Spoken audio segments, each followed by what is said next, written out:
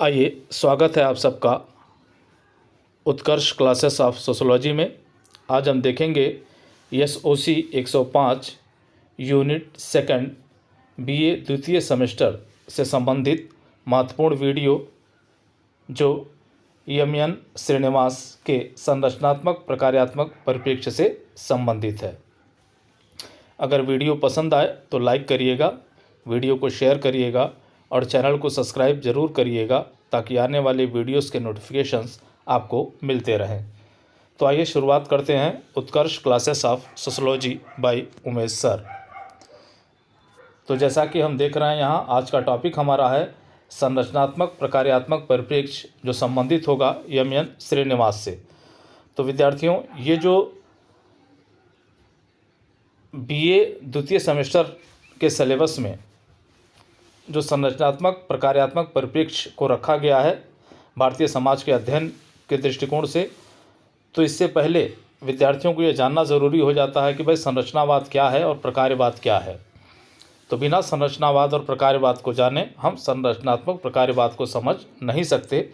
इसीलिए पहले हम देखेंगे कि संरचनावाद क्या है, हम देखेंगे कि प्रकार्यवाद क्या है, उसके बाद हम संरचनात्मक प्रकार्यात्मक परिप्रेक्ष्य को जानने का प्रयास करेंगे। तो थोड़ा सा वीडियो आपके लिए कठिन हो सकता है, फिलहाल समझाने का पूरा प्रयास किया जा रहा है। तो आइए शुरू करते हैं। संरचनात्मक प्रकारवादी परिप्रेक्ष्य समाजशास्त्र एवं मानव शास्त्र में प्रयोग की जाने वाली सबसे प्रमुख अध्ययन उपागम या पद्धति है। इस उपागम या पद्धति का विकास उद्विकासवाद, ऐतिहासिक एवं तुलनात्मक पद्धति की प्रक्रिया के फलस्वरूप हुआ है। तो यहाँ देखें, संरचनात्मक प्रकारवादी जो परिप्रेक्ष्य है वह जो है समाजशास्त्र एवं मानव शास्त्र में प्रयोग की जाने वाली एक प्रमुख अध्ययन पद्धति है। और इस पद्धति का जो विकास हुआ है वो उद्विकासवाद के प्रक्रिया स्वरूप हुआ है, ऐतिहासिक पद्धति के प्रक्रिया स्वरूप हुआ है, तुलनात्मक पद्धति के प्रक्रिया के स्वरूप हुआ है। इस पद्धति को प्राणीशास्त्र जीव विज्ञान में से समाजशास्त्र में लाने का श्रेय हर्बर्ट स्पेंसर को है। ये जो पद्धति आई है, संरचनात्मक प्रकार्यात्मक पद्धति जो अध्ययन की आई है वह जो है प्राणीशास्त्र या जीव विज्ञान से लाई गई है और लाने का श्रेय किसको है, तो वह है हर्बर्ट स्पेंसर को। परंतु इस पद्धति का सुचारू रूप से विकास सन 1906 में हुआ, जब रेडक्लिफ ब्राउन ने अंडमान द्वीपवासियों का तथा 1914 में मेलानोव्स्की ने मेलानेशिया के लोगों का अध्ययन इस पद्धति से किया। तो यहाँ पे आप देखिए कि इस पद्धति का जो सुचारू रूप से विकास माना जाता है वह माना जाता है 1906 से, जब रेडक्लिफ ब्राउन ने इसी पद्धति से अंडमान द्वीपवासियों का अध्ययन किया तथा 1914 में मेलानोव्स्की ने भी इसी पद्धति या संरचनात्मक प्रकारात्मक पद्धति के द्वारा जो है मेलानेशिया के लोगों का अध्ययन किया। आइए आगे देखें। इस पद्धति द्वारा यह जानने का प्रयास किया जाता है कि किसी व्यवस्था की वह विभिन्न अंग या इकाइयाँ कौन कौन सी हैं जिससे कि व्यवस्था की संरचना हुई है। अब यह पद्धति यह जानने का प्रयास करता है कि कोई भी व्यवस्था जिन इकाइयों से मिलकर बनी हुई है उन इकाइयों के बारे में वह जानने का प्रयास करता है तथा उस व्यवस्था को बनाए रखने में उनकी इकाइयाँ किस प्रकार का योगदान कर रही हैं और जिन इकाइयों से मिलकर ये व्यवस्था बनी हुई है उस व्यवस्था को बनाए रखने के लिए वह इकाइयाँ किस प्रकार से अपना योगदान कर रही हैं। संरचनात्मक प्रकार्यात्मक पद्धति को समझने के लिए आवश्यक है कि पहले संरचनात्मक एवं प्रकार्यात्मक उपागम को समझ लिया जाए। अब यहाँ देखें, जैसा कि हमने कहा आपको कि संरचनात्मक प्रकार्यात्मक पद्धति को समझने से पहले ये ज़रूरत है कि आप समझ लें कि संरचनात्मक उपागम क्या है और प्रकार्यात्मक उपागम क्या है। तो यहाँ देखें, समाजशास्त्र में सामाजिक संरचना की अवधारणा का सर्वप्रथम प्रयोग हर्बर्ट स्पेंसर ने अपनी पुस्तक प्रिंसिपल्स ऑफ सोशोलॉजी में किया था। दुर्खीम ने भी अपनी पुस्तक the rules of sociological method में इस अवधारणा का प्रयोग किया है, किंतु इन दोनों विद्वानों द्वारा संरचना की स्पष्ट व्याख्या नहीं की गई है। अब यहाँ देखें, ये प्रश्न आपसे पूछता है 1 नंबर में कि संरचना की अवधारणा का सर्वप्रथम प्रयोग किसने किया था, तो हर्बर्ट स्पेंसर ने किया था और वो पुस्तक इनकी है प्रिंसिपल्स ऑफ सोशोलॉजी। और बाद में जो है दुर्खीम ने भी अपनी पुस्तक the rules of sociological method में जो है इस अवधारणा का प्रयोग किया है, लेकिन इन दोनों विद्वानों ने यह स्पष्ट नहीं किया कि भाई आखिर संरचना है क्या। इस अवधारणा पर विस्तृत विचार प्रकट करने वाले विचारकों में Radcliffe Brown, Malinowski, Karl Mannheim, Nadel, Merton, Parsons, Johnson एवं मैकाइवर एवं पेज आदि प्रमुख हैं। तो जो संरचना पर जो विचार व्यक्त किया गया है उनमें प्रमुख विचारकों का नाम लिया जा रहा है। तो उसमें प्रमुख विचारक आते हैं Radcliffe Brown, Malinowski, Karl Mannheim, Nadel, Merton, Parsons, Johnson, MacIver और पेज। चलिए आगे आए तो देखें हम संरचना या ढांचा क्या है। तो प्रत्येक भौतिक वस्तु की संरचना विभिन्न इकाइयों या तत्वों से मिलकर बनी होती है। इन इकाइयों या यह इकाइयाँ या तत्व क्रमबद्ध या व्यवस्थित रूप से परस्पर एक दूसरे से संबंधित होते हैं। अब जितने भी भौतिक वस्तुएं होती हैं उनकी संरचना जो है विभिन्न इकाइयों से मिलकर होती है, विभिन्न तत्वों से मिलकर होता है, और ये इकाइयाँ या तत्व परस्पर क्रमबद्ध रूप से या व्यवस्थित रूप से परस्पर एक दूसरे से जुड़े होते हैं, जिसमें अपेक्षाकृत स्थिरता पाई जाती है और ये इनमें स्थिरता भी दिखाई देती है। जैसे उदाहरण के लिए देखें, मकान की संरचना ईंट, पत्थर, चूना, सीमेंट, सरिया आदि इकाइयों या तत्वों से क्रमबद्ध या व्यवस्थित रूप से जुड़ने से बनती हैं। अब देखिए, छड़, पत्थर, चूना, सीमेंट आदि के ढेर को हम मकान नहीं कहते, बल्कि मकान की संरचना तब होती है जब ईंट, पत्थर, चूना, सीमेंट, सरिया आदि सभी तत्वों को हम क्रमबद्ध या व्यवस्थित रूप से जोड़ते हैं, सजाते हैं, तब जाके जो है मकान का निर्माण हो पाता है, जिसमें अपेक्षाकृत स्थिरता दिखाई देती है। इस प्रकार प्रत्येक संरचना की 4 विशेषताएं होती हैं। तो यहाँ पे देखें कि प्रत्येक जो संरचना होती है उसकी 4 विशेषताएं दिखाई देती हैं, और वो 4 विशेषताएं कौन कौन सी है देख लें हम। पहला, प्रत्येक संरचना का निर्माण विभिन्न इकाइयों या तत्वों से मिलकर होता है। जो भी संरचना बनती है उस संरचना के निर्माण के लिए विभिन्न इकाइयाँ या तत्व जो है जिम्मेदार होते हैं। दूसरा देखें, संरचना का निर्माण करने वाली इकाइयों में एक क्रमबद्धता पाई जाती है। जो भी संरचना का निर्माण करने वाली इकाइयाँ हैं उनमें एक क्रमबद्धता दिखाई देती है, क्रमबद्ध रूप से एक दूसरे से जुड़ी होती हैं। अगला देखें, संरचना का निर्माण करने वाली इकाइयों में स्थिरता पाई जाती है। जो भी संरचना के निर्माण करने वाली इकाइयाँ हैं वह सामाजिक संरचना की स्थिरता को बनाए रखने में अपना योगदान देती हैं। अगला देखें, संरचना का संबंध किसी वस्तु के बाह्य आकृति या स्वरूप से होता है। जो संरचना है उसका सीधा सा संबंध किसी वस्तु के बाह्य स्वरूप या बाह्य संरचना से है, बाह्य आकार से है।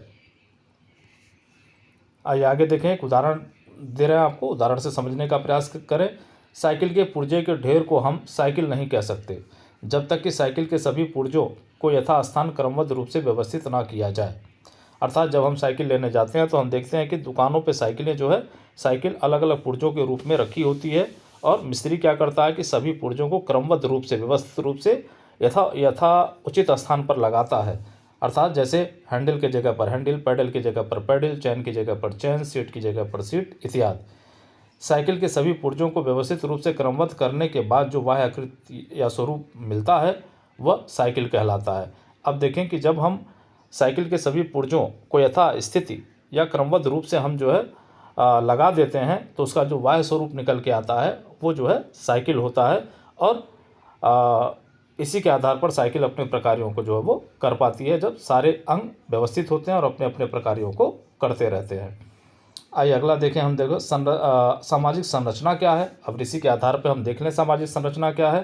तो यहाँ देखें, जिस प्रकार प्रत्येक शरीर या भौतिक वस्तुओं की संरचना विभिन्न इकाइयों या तत्वों के क्रमबद्ध या व्यवस्थित संयोजन से बनता है, ठीक उसी प्रकार सामाजिक संरचना का निर्माण भी विभिन्न सामाजिक इकाइयों जैसे आर्थिक, सामाजिक, सांस्कृतिक, राजनीतिक आदि के क्रमबद्ध एवं व्यवस्थित संयोजन से बनता है। अब ये कहा जा रहा है कि जिस प्रकार हमारे शरीर के विभिन्न अंग हैं, विभिन्न अंग मिलकर शरीर का निर्माण करते हैं, जिस प्रकार से भौतिक वस्तुओं की संरचना जो विभिन्न इकाई और तत्वों के क्रमबद्ध एवं व्यवस्थित संयोजन से होता है, ठीक उसी प्रकार से सामाजिक संरचना का भी निर्माण सामाजिक इकाइयों, जो विभिन्न सामाजिक इकाइयाँ हैं, जैसे हम आर्थिक कहें, सामाजिक कहें, सांस्कृतिक कहें, राजनीतिक कहें आदि सभी का एक क्रमबद्ध एवं व्यवस्थित संयोजन होता है। इसी क्रमबद्ध एवं व्यवस्थित संयोजन के बाह्य स्वरूप को सामाजिक संरचना कहते हैं, और इसी इकाइयों के क्रमबद्ध एवं व्यवस्थित संयोजन का जो बाह्य स्वरूप दिखाई देता है उसी को हम सामाजिक संरचना के नाम से जानते हैं। इस संबंध में विभिन्न विचारकों के विचार निम्नलिखित हैं। कुछ परिभाषाएं हैं, देख लेते हैं जल्दी। यहाँ देखें, कार्ल मैनहीम ने अपनी पुस्तक आइडियोलॉजी ऑफ यूटोपिया में लिखा है कि सामाजिक संरचना परस्पर क्रिया करती हुई सामाजिक शक्तियों का जाल है, जिससे अवलोकन और चिंतन की विभिन्न प्रणालियों का जन्म होता है। तो ये परिभाषा जो है कार्ल मैनहीम के द्वारा अपनी पुस्तक आइडियोलॉजी ऑफ यूटोपिया में दिया गया है कि भाई सामाजिक संरचना परस्पर क्रिया करती हुई सामाजिक शक्तियों का जाल है, जिससे अवलोकन और चिंतन के विभिन्न प्रणालियों का जन्म होता है। अगला देखिए, रेडक्लिफ ब्राउन ने भी परिभाषित किया। इनकी अपनी पुस्तक है African system of kinship and marriage. ये कहते हैं कि सामाजिक संरचना संस्था द्वारा परिभाषित तथा नियमित संबंधों में लगे हुए व्यक्तियों की एक क्रमबद्धता है। अब इन्होंने कहा कि भाई सामाजिक संरचना क्या है, तो संस्था द्वारा परिभाषित तथा नियमित संबंधों में लगे हुए व्यक्तियों की एक क्रमबद्धता जो है सामाजिक संरचना है। अगला देखें, कोजर तथा रोजनबर्ग ने अपनी पुस्तक सोशोलॉजिकल थ्योरी में लिखा है कि संरचना का तात्पर्य सामाजिक इकाइयों के तुलनात्मक स्थिर एवं प्रतिमानित संबंधों से है। तो ये परिभाषा किसकी है? कोजर एवं रोजनबर्ग की है, जो ये कहते हैं कि भाई संरचना का तात्पर्य क्या है, तो सामाजिक इकाइयों के तुलनात्मक स्थिरता एवं प्रतिमानित संबंधों से है। अब आइए तो हम देखें प्रकार्यवाद क्या है। तो प्रकार्यवाद के बारे में जान लें कि प्रकार्यवाद का इतिहास बहुत लंबा है। इसका जन्म जीव विज्ञान में होता है, फिर यह मनोविज्ञान एवं सांस्कृतिक मानवशास्त्र से होता हुआ समाजशास्त्र में प्रवेश करता है। प्रकार्यवाद का सर्वप्रथम उल्लेख उद्विकासवादी विद्वान हर्बर्ट स्पेंसर ने अपनी पुस्तक प्रिंसिपल्स ऑफ सोशोलॉजी में करते हैं या मिलता है। संभवतः इसीलिए जोनाथन टर्नर ने स्पेंसर को पहला उच्च समाजशास्त्रीय प्रकार्यवादी माना है।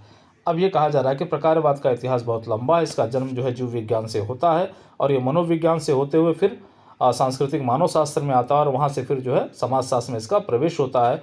और समाजशास्त्र में इसको प्रवेश दिलाने का श्रेय किसको जाता है, तो वो हर्बर्ट स्पेंसर को जाता है, जिन्होंने सबसे पहले प्रिंसिपल्स ऑफ सोशोलॉजी पुस्तक में इसका शब्द का प्रयोग किया। और इसीलिए संभवतः जो जोनाथन टर्नर हैं वो जो है स्पेंसर को पहला सच्चा समाजशास्त्री प्रकारवादी मानते हैं। चलिए अगला देखें हम, किंतु प्रकार्यवाद को वैज्ञानिक रूप से प्रतिष्ठित करने का श्रेय इमाइल दुर्खिम को जाता है, जिन्होंने अपनी पुस्तक the division of labour in society तथा the rules of sociological method में प्रकार्यवाद की विस्तृत विवेचना प्रस्तुत की। जबकि प्रकार्यवाद को व्यवस्थित रूप से अंतर्राष्ट्रीय समाजशास्त्रीय जगत में फैलाने का श्रेय मैलिनोवस्की एवं रेडक्लिफ ब्राउन को है। अब यहाँ देखें प्रमुख चीज़ें जो यहाँ पे एक नंबर में आती हैं, तो यहाँ देखें प्रकार्यवाद को वैज्ञानिक रूप से प्रतिष्ठित करने का श्रेय किसको है, तो वह है इमाइल दुर्खिम को। इन्होंने ही सबसे पहले अपनी पुस्तक the division of labour in society तथा the rules of sociological method में जो है प्रकार्यवाद की विस्तृत विवेचना की थी। उसके बाद देखें, अगर अंतर्राष्ट्रीय जगत में देखें कि प्रकार्यवाद को स्थापित करने का या फैलाने का श्रेय किसको जाता है, तो दो विद्वान प्रमुख हैं, वह है मैलिनोवस्की और रेडक्लिफ ब्राउन। चलिए आगे देखें हम, स्पेंसर ने सावयव तथा समाज में कुछ आधारभूत समानताओं का उल्लेख किया था।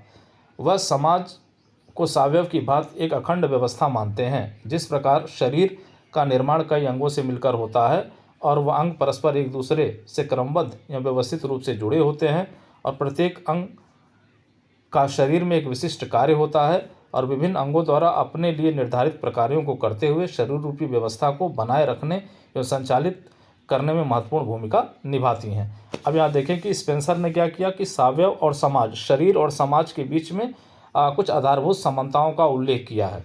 वो कहते हैं कि समाज को सावयव की भांति एक अखंड व्यवस्था मानना चाहिए कि भाई जिस प्रकार से शरीर है आपका, उसी प्रकार से समाज है। जिस प्रकार से शरीर आपका विभिन्न इकाइयों से मिलकर बना हुआ है, विभिन्न अंगों से मिलकर बना हुआ है, समाज भी उसी प्रकार से विभिन्न इकाइयों और विभिन्न अंगों से मिलकर बना हुआ है,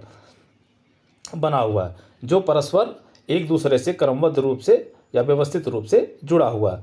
प्रत्येक अंग का अपना एक विशिष्ट प्रकार है, उसका अपना विशिष्ट कार्य है और विभिन्न अंग करते क्या हैं कि अपने द्वारा जो उनके लिए निर्धारित प्रकार है, उन निर्धारित प्रकारों को करते हुए वो शरीर रूपी व्यवस्था को बनाए रखने का प्रयास करते हैं। या यूँ कह लें कि सामाजिक इकाइयाँ क्या करती हैं, अपने प्रकारों के द्वारा समाज रूपी व्यवस्था को बनाए रखने का कार्य करती हैं और समाज को संचालित करने में अपनी महत्वपूर्ण भूमिका निभाती हैं। आइए आगे देखें, यही बात समाज पर भी लागू होता है। समाज का निर्माण भी विभिन्न इकाइयों या तत्वों से मिलकर होती है और ये अंग परस्पर एक दूसरे से क्रमबद्ध एवं व्यवस्थित रूप से जुड़े होते हैं। अब यहाँ देखें, जिस प्रकार से शरीर के विभिन्न अंग एक दूसरे से जुड़े होते हैं और अपने द्वारा निर्धारित प्रकारों को करते हुए शरीर रूपी व्यवस्था को बनाए रखते हैं, ठीक उसी प्रकार से समाज का निर्माण करने वाली विभिन्न इकाइयाँ भी क्या करती हैं, मिलकर समाज का निर्माण करती हैं और यंग परस्पर एक दूसरे से क्रमबद्ध या व्यवस्थित रूप से जुड़े होते हैं। सामाजिक व्यवस्था का निर्माण करने वाली प्रत्येक इकाई का अपना विशेष प्रकार होता है। तो समाज का निर्माण करने वाली जो इकाइयाँ हैं उनका अपना एक विशेष प्रकार होता है और विभिन्न इकाइयाँ अपने लिए निर्धारित प्रकारों को करते हुए सामाजिक व्यवस्था को बनाए रखने एवं संचालित करने में अपना योगदान देती हैं। और ये इकाइयाँ क्या करती हैं, जो इनके लिए कार्य निर्धारित है उन कार्यों को करते हुए वो सामाजिक व्यवस्था को बनाए रखने और उसको संचालित करने में अपनी महत्वपूर्ण भूमिका निभाती हैं। प्रकारवाद को निम्नलिखित परिभाषाओं के आधार पर अधिक स्पष्ट किया जा सकता है। अब देख लें परिभाषाएं, देख लें तो परिभाषाएं देखें तो रेडक्लिफ ब्राउन ने अपनी पुस्तक structure and function in primitive society में लिखा है कि प्रकार एक आंशिक क्रिया द्वारा उस संपूर्ण क्रिया को दिया जाने वाला योगदान है जिसका कि वो अंग है। अब प्रकार क्या है भाई, तो आंशिक योगदान है, किसे देता है, तो संपूर्ण क्रिया को, जिसका कि वो अंग होता है। यूँ कह लें कि व्यवस्था का निर्माण करने वाली जो इकाइयाँ हैं उसी व्यवस्था को बनाने, एक अंग के रूप में उसी व्यवस्था को बनाए रखने के लिए जो योगदान देती हैं वही उसका प्रकार है।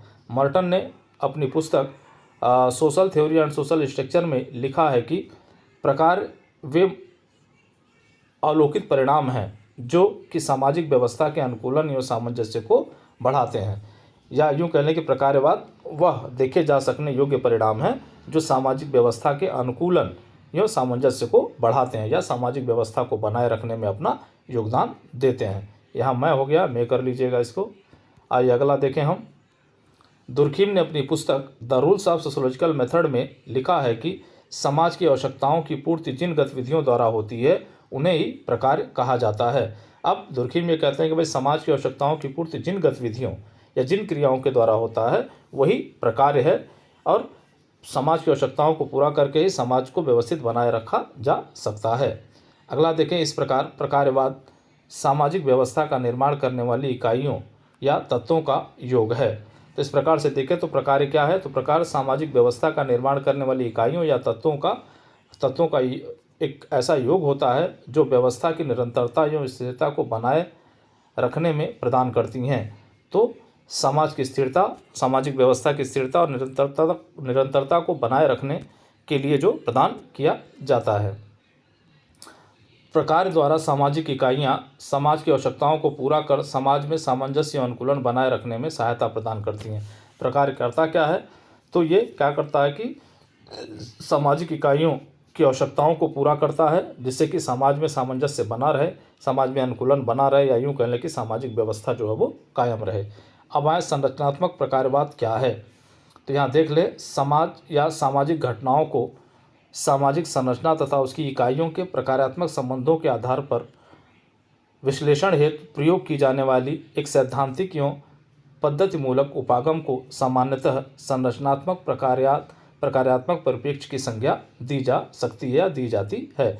अब देखें क्या है संरचनात्मक प्रकारवाद। मूल जो समझना था आपको यह है कि भाई समाज या सामाजिक घटनाओं को समाज की संरचना करने वाली इकाइयाँ तथा उन इकाइयों के प्रकारात्मक संबंधों के आधार पर उस व्यवस्था का विश्लेषण करना ही जो है वो विश्लेषण करने वाली सैद्धांतिक और पद्धतिमूलक जो उपागम है उसी को सामान्यतः संरचनात्मक प्रकारवादी या प्रकार्यात्मक परिप्रेक्ष्य जो है वो कहा जाता है।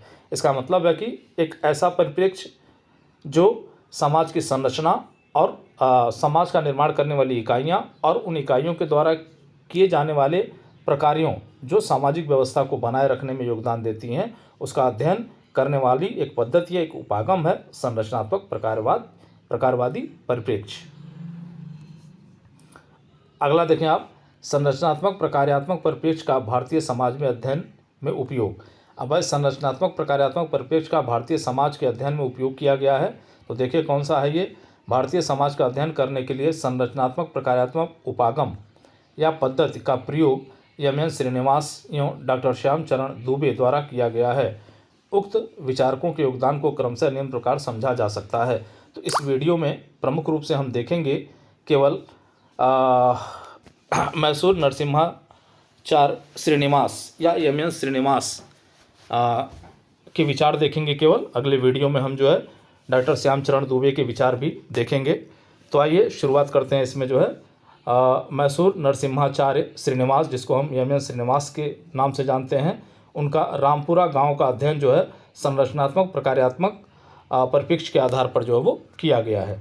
आइए देख लें। तो थोड़ा सा हम संक्षिप्त परिचय देख कर चलते हैं, क्योंकि 1 नंबर के क्वेश्चन यहाँ से पूछता है, इसलिए ज़रूरी हो जाता है।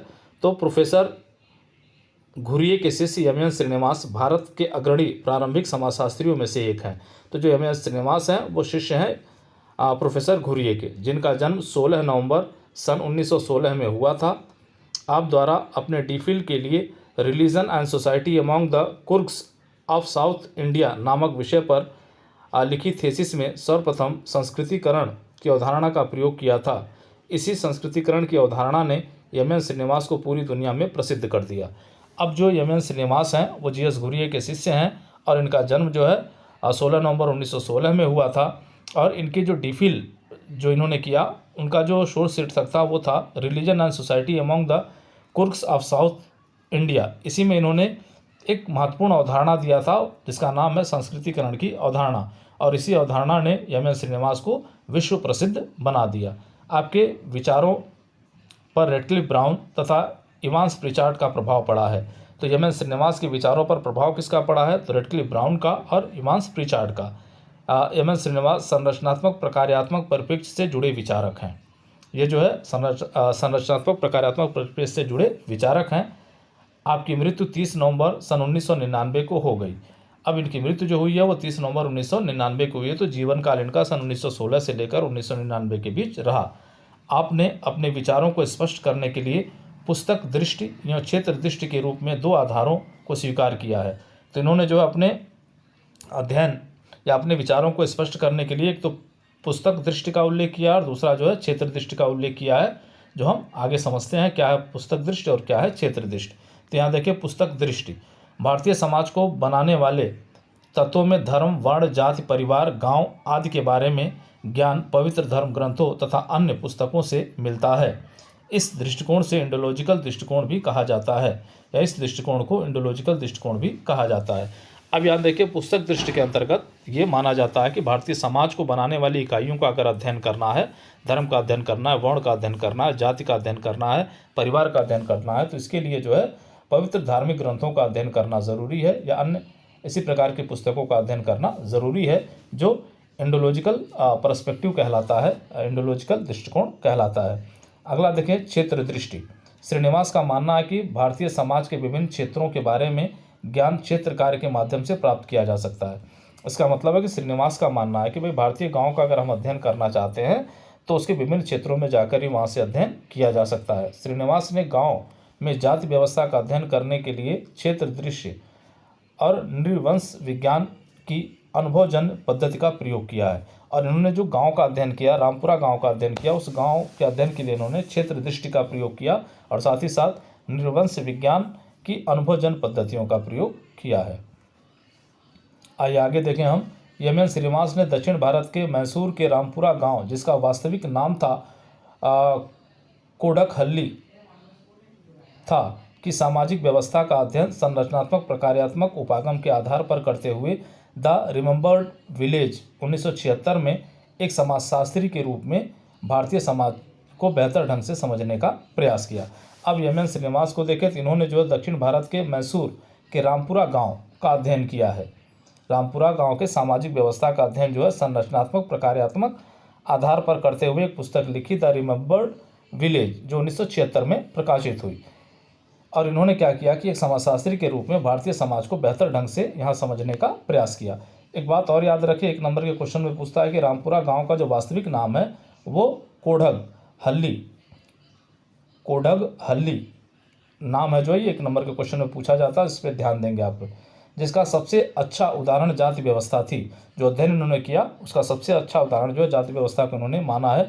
श्रीनिवास ने अपने अध्ययन में ओकालिंगा जाति को प्रभु जाति के रूप में पाया है। तो ये जो अध्ययन किया इन्होंने रामपुरा गांव का, वहाँ ओकालिंगा नामक एक जाति है, उसको इन्होंने वहाँ प्रभु जाति के रूप में पाया। यह जाति परंपरागत रूप से कृषि कार्य में लगी हुई थी। सन 1948 में इस गांव की कुल जनसंख्या 1523 थी, जिसमें से 735 लोग ओकालिंगा जाति के थे। गांव में 19 हिंदू जातियां एवं मुसलमान निवास करते थे। तो इन्होंने जो अध्ययन किया, जिस समय इन्होंने अध्ययन किया उस समय जो है सन 1948 की हम बात करें तो इस गांव में कुल कितनी जातियां थी, तो 1523 जातियां थी, जिनमें 735 व्यक्ति जो ओकालिंगा जाति के थे। गांव में 19 हिंदू जातियां और मुसलमान निवास करते थे। आगे आए देखें हम, तो यहाँ गांव में ओकालिंगा जाति के व्यक्ति की सबसे बड़े भूस्वामी थे। गांव में ओकालिंगा जाति के व्यक्ति ही सबसे बड़े भूस्वामी थे। यह जाति सीमावर्ती नगरों में अपना संबंध बनाए हुए थी। ये जाति जो है सीमावर्ती नगरों में अपना संबंध बनाए हुए थी। यही कारण है कि अनेक लोगों ने परंपरागत कृषि कार्य करना छोड़ दिया था। गांव में कुल 4 स्नातक थे, इनमें 3 ओकालिंगा जाति के पाए गए। सन 1948 से 1952 के बीच ओकालिंगा जाति के ही 2 व्यक्तियों ने सबसे पहले चावल की मिल स्थापित की तथा एक अन्य व्यक्ति ने किराए पर उठाने के लिए नगर में मकान निर्माण करवाया। ओकालिंगा जाति के कुछ लोग व्यापार में भी संलग्न पाए गए। अनेक युवक परिवर्तित राजनीतिक व्यवस्था के प्रति अत्यधिक जागरूक देखे गए। इस जाति में राजनीतिक शक्ति प्राप्त करने की महत्वाकांक्षा भी प्रबल थी। अब जो अध्ययन किया इन्होंने ओकालिंगा का, तो पाया कि भाई सबसे ज़्यादा भूस्वामी या भूस्वामित्व किसके पास था, तो ओकालिंगा जात के लोगों के पास था और सीमावर्ती नगरों से इनका संबंध भी था। यही कारण है कि परंपरागत कृषि को छोड़कर ये जो है अन्य व्यवसाय करने लगे थे। गांव में कुल स्नातकों की संख्या 4 थी उस समय, जिसमें से 3 ओकालिंगा जाति के ही पाए गए। सन 1948 से 1942 के बीच ओकालिंगा में 2 व्यक्तियों ने जो है चावल की मिल स्थापित किया था गांव में, और अन्य एक व्यक्ति ने जो है किराए पर देने के लिए मकान बनवा लिया था नगर में, शहर में। ओकालिंगा जात के लोग, कुछ लोग जो है व्यापार भी कर रहे थे। जो युवा थे वो परिवर्तित राजनीति के प्रति बहुत जागरूक थे। इसका मतलब है कि राजनीतिक शक्ति प्राप्त करने की महत्वाकांक्षा इन लोगों में थी। अगला देखें आप, रामपुरा में जजमानी व्यवस्था का प्रचलन था। सभी जातियों का परस्पर अपनी आवश्यकताओं की पूर्ति इसी माध्यम से होती थी। तो रामपुरा गांव में जजमानी व्यवस्था का प्रचलन था, जो सभी जातियों का परस्पर अपनी आवश्यकताओं की पूर्ति का माध्यम भी था। यही इसी के आधार पर परस्पर एक दूसरे का सहयोग करके अपनी आवश्यकताओं को प्रत्येक जातियां पूरी करती थी, जो प्रत्येक जातियों को एक दूसरे से जोड़े भी रखता था। और प्रत्येक जातियों को जोड़े रखने का कार्य भी यही अंतर्जातीय संबंध जो जजमानी व्यवस्था पर आधारित था करता था। जाति संस्तरण में ब्राह्मण यो ओकालिंगा को उच्च स्थान, यो कसाईयों को सबसे निम्न स्थान प्राप्त था। तो जातीय संस्करण जो था उसमें सबसे ऊंचा स्थान ब्राह्मण और ओकालिंगा को दिया गया था और सबसे निम्न स्थान जो कसाईयों को दिया गया था। रामपुरा गांव में जजमानी व्यवस्था के अतिरिक्त वस्तु विनिमय की प्रथा भी प्रचलित थी, जिसके माध्यम से उपलब्ध वस्तुओं का विनिमय करके आवश्यक वस्तुओं को प्राप्त किया जाता था। तो जजमानी के अतिरिक्त भी यहाँ क्या था, तो वस्तु विनिमय की प्रथा प्रचलित थी और लोग क्या करते थे, अपने पास जो वस्तुएं थी उनको विनिमय, उनको बदलकर आवश्यक वस्तुओं को प्राप्त कर लिया करते थे। अगला देखें आप, ओकालिंगा जात के संदर्भ में यदि प्रभु जात के आधारों का विश्लेषण किया जाए तो स्पष्ट होता है कि जनसंख्यात्मक शक्ति, कृषि योग्य भूमि पर स्वामित्व, आधुनिक शिक्षा का प्रसार, नगरों से संबद्धता तथा आर्थिक संपन्नता आदि के आधार पर है। इसे प्रभु जात के निर्धारण में महत्वपूर्ण भूमिका निभाई।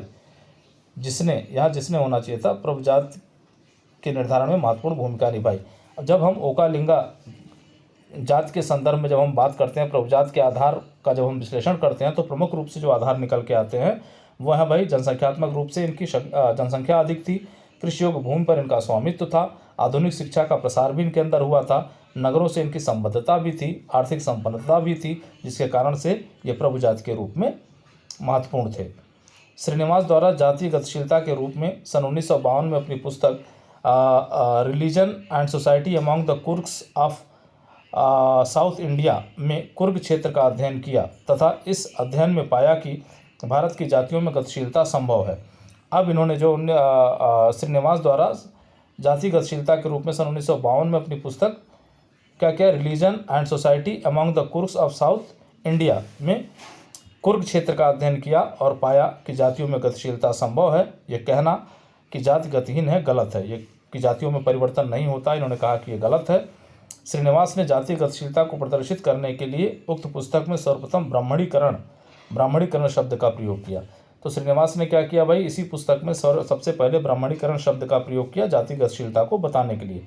लेकिन चौतरफा आलोचना होने के बाद आपने ब्राह्मणीकरण के स्थान पर संस्कृतिकरण शब्द का प्रयोग किया।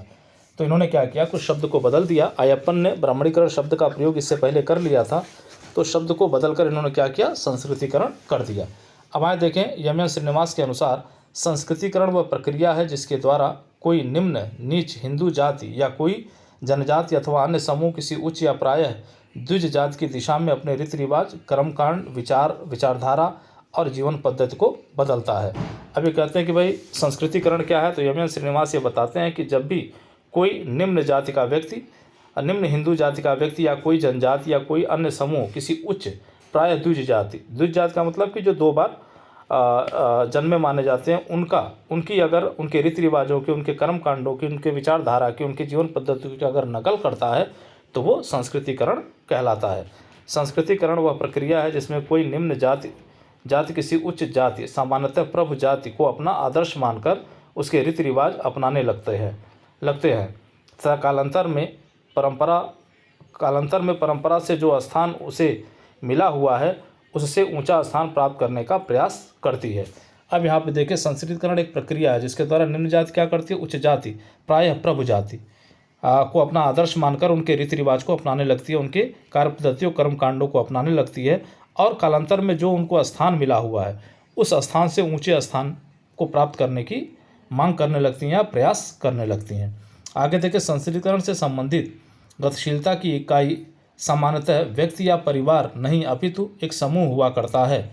इस गतिशीलता के फलस्वरूप व्यवस्था में पदमूलक परिवर्तन होते हैं, कोई संरचनात्मक परिवर्तन नहीं होता। ये भी 1 नंबर का क्वेश्चन आपसे पूछा जाता है कि किस प्रकार का परिवर्तन होता है संस्कृतिकरण से, तो वो पदमूलक परिवर्तन होता है, ना कि संरचनात्मक परिवर्तन होता है। तो संस्कृतिकरण से संबंधित जो गतिशीलता है वो व्यक्ति या परिवार से संबंधित नहीं है बल्कि समूह से संबंधित है और इस गतिशीलता के परिणाम स्वरूप जो है पदमूलक परिवर्तन होता है, संरचनात्मक परिवर्तन नहीं होता। प्रायः संस्कृतिकरण को 2 तरफा प्रक्रिया माना जाता है, किंतु श्रीनिवास ने इसे एक तरफी प्रक्रिया माना है। तो आप ध्यान देंगे यहाँ पे कि संस्कृतिकरण को प्रायः 2 तरफी प्रक्रिया माना जाता है कि भाई नीच जातियाँ उच्च जातियों के विशेषताओं को ग्रहण करती हैं, तो कभी कभी ऐसा भी होता है कि उच्च जातियाँ निम्न जातियों की विशेषताओं को ग्रहण करती हैं। किंतु श्रीनिवास इसे सिर्फ एक तरफी प्रक्रिया मानते हैं कि भाई नीच जातियाँ उच्च जातियों का अनुसरण करती हैं। श्रीनिवास का कहना है कि संस्कृतिकरण आंशिक रूप से जाति गतिशीलता को समझने में सहायक है। ये कहते हैं कि जो संस्कृतिकरण है वो आंशिक रूप से जाति गतिशीलता को समझने में सहायक होती है। अब आए देखें यहाँ पे, भारतीय समाज को समझने के लिए भारतीय समाज का निर्माण करने वाली प्रमुख इकाइयों जैसे जाति, धर्म, संस्कार, परिवार इत्यादि तथा इन इकाइयों द्वारा व्यवस्था को बनाए रखने में दिए जा रहे सहयोग का अध्ययन करना आवश्यक है।